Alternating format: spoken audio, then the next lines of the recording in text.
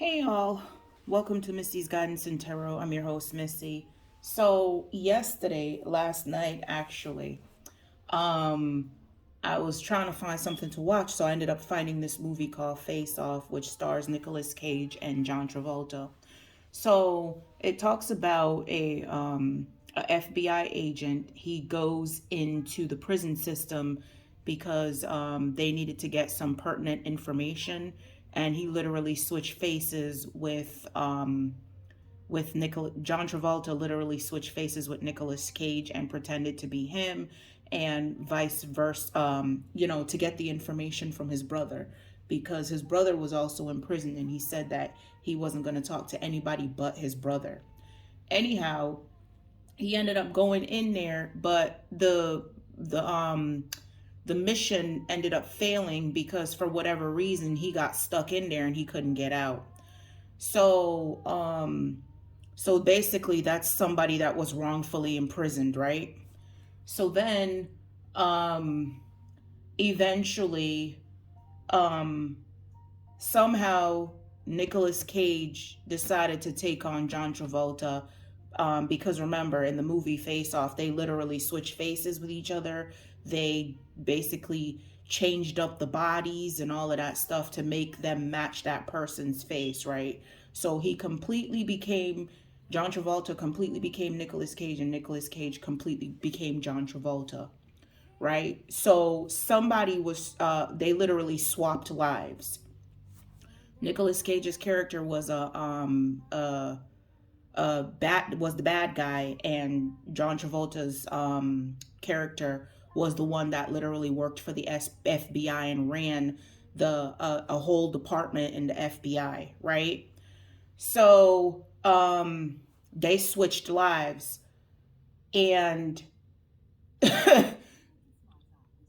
John Travolta playing Nicolas Cage's bad guy character. This man literally went through hell and back. He literally went through hell and back. He had a family. I mean, he had a wife, he had a daughter. He had this great life and stuff like that. And he was doing a mission, and he switched roles or switched lives with this person, expecting not to be stuck there. And he ended up getting stuck. So, plot twist, the end of the story was John Travolta, who switched lives with Nicolas Cage's character, was literally fighting through hell to get back to the life that he once had. So basically, what I'm saying is that somebody tried to switch, or someone switched lives with someone else. I don't know how the hell they did it. And eventually, this person that got the crappy end of the stick, they literally coming for their stuff. They're coming for this person to take them out so that they can get back to the life that they were supposed to live, right? This man persevered through a lot of things. He did not give up. He fought like hell to get back to his wife and daughter. When the wife first saw him, she thought this was a crazy guy, and she was asked like, "Who are you?" Da da da da, and all of that stuff. So I forgot the names. So let's say John is was the guy that was originally working for the FBI, and he switched places with Brian because he needed to get information from Brian's brother, right? That was in prison. So John is now Brian, and Brian is now John. Anyway, so John, who's currently Brian, is fighting like hell to get back to his life, to get back to his wife, to get back to his child, while Brian is out here literally living John's life, like sleeping with his wife, sleeping with his wife, living doing his job, like working at the FBI, all of this stuff. It was just some craziness. Last year, I picked up on the fact that somebody literally switched lives with someone else. Like, I don't know how they were able to do it, but somebody stole someone's life that they were supposed to live. Like, this person was supposed to live, like, John was living an abundant life. Like I said, he ran an entire department in the FBI. He had a wife, he had a kid, he had a house, the picket fence. I'm sure they had a dog, although I don't remember seeing a dog in the movie, but they had all of that. He had all of that. And he went in to do a mission, and the mission somehow got sabotaged due to inside work, right? In an inside job. So now he's fighting like hell to get back to his life because, and I remember the part in the scene where he was talking to his wife that saw him as Brian because he had Brian's face, his body structure, and everything. She looked at him and thought he was crazy. And he basically, in order for her to recognize him, he told her something that only her and him would know. Brian wouldn't know this. So he said something to her that only, let's say her name is Brenda. John, who was currently Brian with his face and all of that, said something to Brenda that only John and Brenda would know. I hope you guys are following me. So basically, this man is coming for his stuff.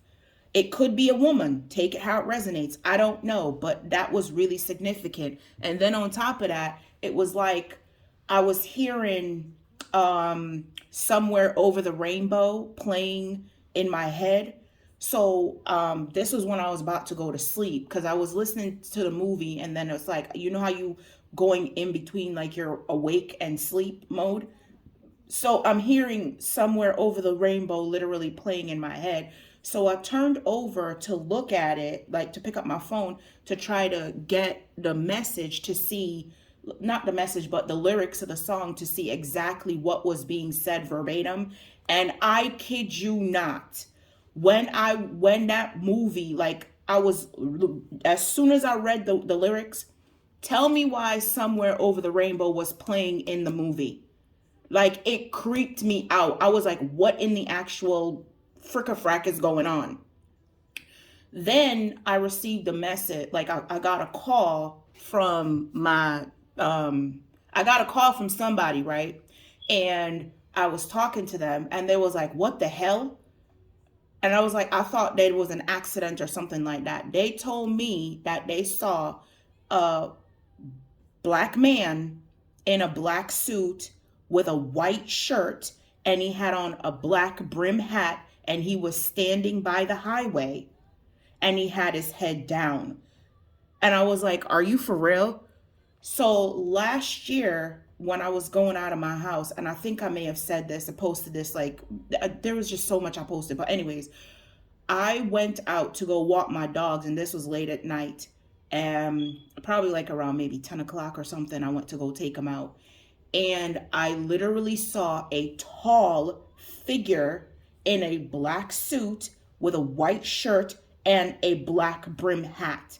But this figure was not black. This figure was Caucasian. And then when I went to, like, because you know how something catch you off guard, it was more like fear, so you were frozen in time.